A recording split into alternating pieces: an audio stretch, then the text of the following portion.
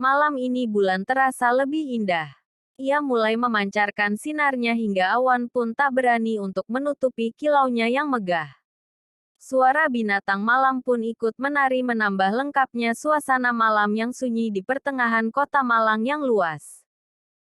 Semua berawal sejak aku duduk di bangku SMAN 1 Malang. Pada saat itu usiaku beranjak 17 tahun. Seperti anak-anak sebayaku pada umumnya. Aku mempunyai seorang kekasih. Ia adalah sosok lelaki yang aku kagumi karena kepribadiannya yang sampai sekarang membuatku mencintainya. Ia bukan hanya pacar, tapi sekaligus kakak untukku. Usia kami terpaut jauh yakni 4 tahun lebih tua dariku.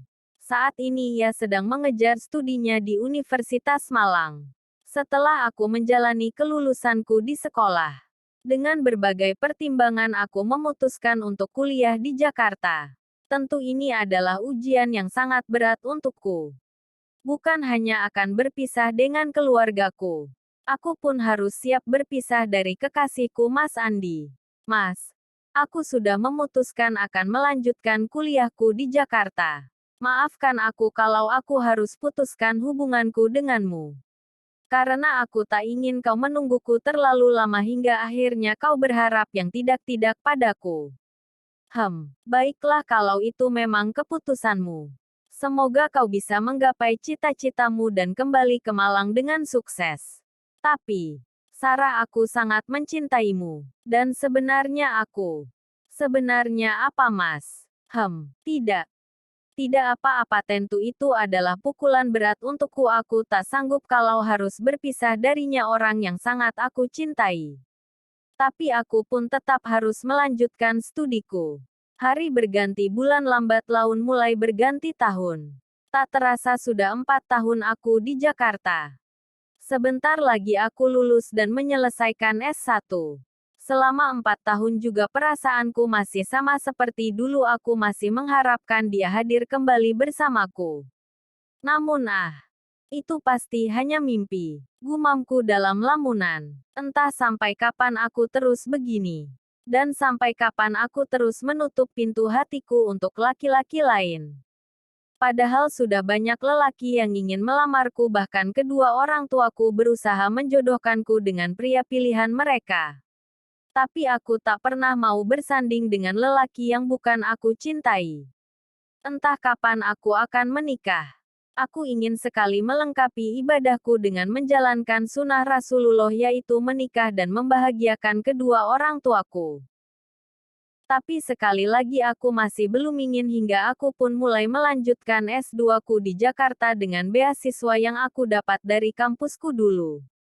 Saat di sepertiga malam aku terbangun dari lelapku dan mulai mengerjakan sholat tahajudku. Ya Allah.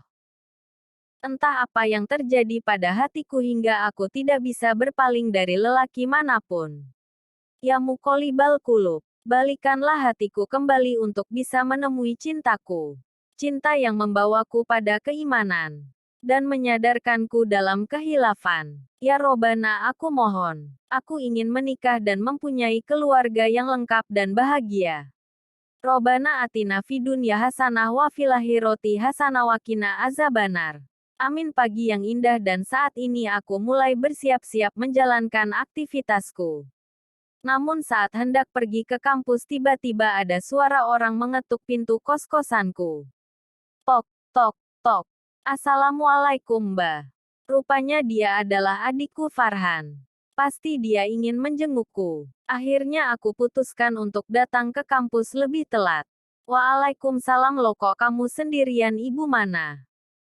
Ibu sedang ada urusan, Mbak, jadi aku yang menggantikan ibu untuk menjengukmu. Baiklah, berikan ini pada ibu dan Mbak minta maaf Mbak belum bisa pulang karena banyak tugas dari kampus. Mau sampai kapan Mbak sibuk di sini dan tidak pulang ke Malang? Setidaknya jenguk dan temuilah ibu walaupun hanya beberapa hari saja, ibu sangat merindukanmu Mbak. Dan aku pun ke sini hendak menyampaikan amanah dari ibu. Ibu menanyakan apakah ada lelaki yang sudah siap meminangmu Mbak. Belum ada. Mau sampai kapan kau sibuk dengan dirimu sendiri Mbak? Usiamu sudah 24 tahun sekarang dan sudah siap untuk menikah. Ibu dan bapak di Malang sudah bertambah tua. Mereka hanya mengharapkan cucu darimu, anak perempuannya satu-satunya. Mungkin bagimu pendidikan adalah nomor satu, tapi di desa umur sepertimu sudah dikatakan perempuan tua. Mau sampai kapan kau egois dengan dirimu sendiri? Hatimu butuh sosok pendamping dan kau harus mulai membuka hatimu untuk laki-laki. Sudah banyak pria yang ingin melamarmu tapi semuanya kau tolak hanya karena pendidikanmu yang belum usai. Menurutmu apakah dengan menikah itu yang bisa menghambat pendidikanmu? Aku tak menyangka Farhan akan mengatakan itu padaku. Hatiku seperti tertampar karena perkataannya itu. Dan aku hanya bisa menangis dan tak bisa berkata apa-apa. Aku hanya bisa terdiam dan memikirkan perkataan Farhan. Sementara Farhan langsung pergi dengan membawa hadiahku tanpa pamit. Memang benar apa yang dikatakan Farhan, aku sungguh egois telah mengunci hatiku untuk lelaki lain. Kumandang azan zuhur sudah terdengar. Aku pun langsung bersiap mengambil air wudhu dan melaksanakan salat. Perkataan adikku itu terus terngiang-ngiang dalam pikiranku. Aku berpikir bagaimana nanti hidupku bila aku terus seperti ini. Tentu kedua orang tuaku di desa pasti akan merasa malu karena mempunyai anak tertuanya menjadi perempuan tua. Aku tak mau itu semua terjadi. Dan aku harus segera menikah tahun ini. Mulai saat itu aku berusaha buka pintu hatiku untuk lelaki yang ingin mendekatiku. Pada saat pelajaran, rektor di kampusku datang dengan dosen baru yang ingin ia perkenalkan. Saat itu hatiku mulai dak-dikduk dan semua badanku gemetar. Begitu kagetnya aku saat melihat dosen baru itu, ternyata dia adalah Mas Andi, mantan kekasihku dulu. Aku tak menyangka ternyata dia ada di sini dan menjadi dosen baruku. Ternyata dunia itu sempit, dan Allah hadirkan dia kembali dalam hidupku. Setelah pelajaran usai, saat hendak ingin keluar kelas dia memanggilku. Sarah, bisa gak kamu duduk sebentar di sini? Aku ingin bicara padamu. Ada apa Pak? Jangan panggil saya Bapak karena pelajaran sudah usai, sekarang aku bukan dosenmu. Ada apa Mas? Bagaimana kabarmu? Sudah sekian lama kita tak berjumpa. Alhamdulillah baik-baik saja Mas, dan sejak saat itu kami terus berbincang-bincang hingga akhirnya Mas Andi ingin melamarku setelah mengetahui statusku yang belum menikah. Aku sangat bahagia sekali. Seperti anak kecil yang baru saja mendapatkan permen hingga kegirangan. Saat sampai di kos-kosan aku pun langsung ingin menelepon Farhan, tak sabar ingin menyampaikan kabar bahagia ini kepada keluargaku kalau aku akan segera dilamar. Saat ingin menelepon tiba-tiba teleponku sudah berdering dan itu pesan dari Farhan. Assalamualaikum Mbak, Ibu sedang sakit. Sudah 3 hari demamnya tidak turun dan sekarang ibu ada di rumah sakit. Bisa gak kau pulang ke Malang karena ibu sangat merindukanmu. Astagfirullah, ada apa ini? Kenapa saat aku ingin menyampaikan kabar bahagia tapi aku malah mendapatkan kabar menyedihkan? Aku harap ibu baik-baik saja. Gumamku dalam hati. Keesokan paginya aku langsung pergi ke Malang. Saat sampai di rumah sakit, aku langsung memeluk ibu sambil menangis. Ibu, maafkan Sarah kalau aku baru bisa datang dan menjenguk ibu sekarang. Tidak apa-apa nak. Sekarang pun ibu sudah merasa lebih baik setelah kau datang. Ibu ingin sekali melihat kau menikah dan punya anak. Sudah lama ibu menantikan itu. Dan alhamdulillah ibu sudah menerima lamaran dari anak Pak Rozak yang tinggal di desa sebelah. Kamu mau kan menikah dengannya? Masya Allah, aku langsung terdiam mendengar perkataan ibu kepadaku. Badanku terasa kaku. Dan dadaku terasa sesak mendengarnya. Tahukah ibu kalau sebenarnya aku pun punya kabar bahagia untukmu. Aku akan segera dilamar dan tentunya akan membuat ibu bahagia mendengarnya. Tentu saja itu perkataanku dalam hati yang tak mungkin aku sampaikan kepada ibu sekarang. Aku pun hanya bisa pasrah dan menyerahkan semuanya kepada Allah SWT.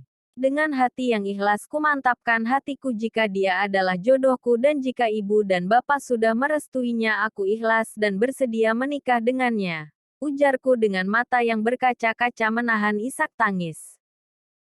Sesampainya di rumah HP-ku berdering, ada telepon dari Mas Andi. Assalamualaikum Sarah, maaf kalau aku mengganggumu, aku ingin menyampaikan kabar ini untukmu. Ada apa ini? Kenapa tiba-tiba jantungku deg-degan dan perasaanku tidak enak? Waalaikumsalam, ada apa Mas? Sebelumnya aku minta maaf. Aku telah dijodohkan dengan perempuan lain. Dan sebentar lagi acara lamarannya akan segera dimulai. Sungguh aku tak bermaksud ingin melukai hatimu. Aku pun tidak tahu kalau ternyata kedua orang tuaku sudah menjodohkanku dengan perempuan itu. Maafkan aku Sar. Ternyata benar firasatku. Mas Andi sudah dijodohkan dengan perempuan pilihan kedua orang tuanya. Untuk kedua kalinya aku merasakan patah hati karena kehilangannya. Tapi kali ini aku benar-benar akan kehilangannya. Hatiku hancur. Sangat-sangat hancur. Tapi tak apa. Dengan begini aku tidak perlu menjelaskan pula kepadanya kalau aku pun telah dijodohkan dengan pria lain. Tidak apa-apa Mas. Mungkin Allah punya rencana lain untuk kita. Dan mungkin kita berdua belum berjodoh. Semoga kau bahagia bersama perempuan itu Mas. Doaku selalu menyertaimu. Assalamualaikum. Waalaikumsalam. Aku tak kuasa menahan air mata ini. Ujian dalam cintaku yang bertubi-tubi. Hingga rasanya aku tidak sanggup memikul semua beban ini. Hari itu pun tiba. Ya. Acara pernikahanku pun digelar dengan begitu megah. Hingga saatnya tiba acara ijab kabul, aku masih belum ingin melihat calon suamiku. Aku menunggu di kamar dengan perasaan gelisah dan mata yang terus-menerus mengeluarkan air mata. Ijab kabulnya telah selesai hanya dengan satu tarikan nafas. Kau sudah resmi menjadi istri Sar, ujar Farah teman di desaku. Saat mendengar kabar itu, air mataku pun mengalir dengan deras. Hari ini aku telah melepaskan cintaku. Aku telah dimiliki orang lain. Dan begitu pula dengan Mas Andi, mungkin sekarang dia telah bahagia dengan istrinya. Dan aku pun harus berhenti memikirkannya dan mulai berusaha untuk mencintai suamiku apapun keadaannya. Lalu ibu datang menjemputku dan membawaku menemui suamiku. Dengan wajah tertunduk aku sudah siap melihat suamiku. Dan setelah aku pandangi ternyata subhanallah. Dia adalah Mas Andiku. Pria yang sangat aku cintai. Kami pun hanya bisa saling memandang dan tersenyum.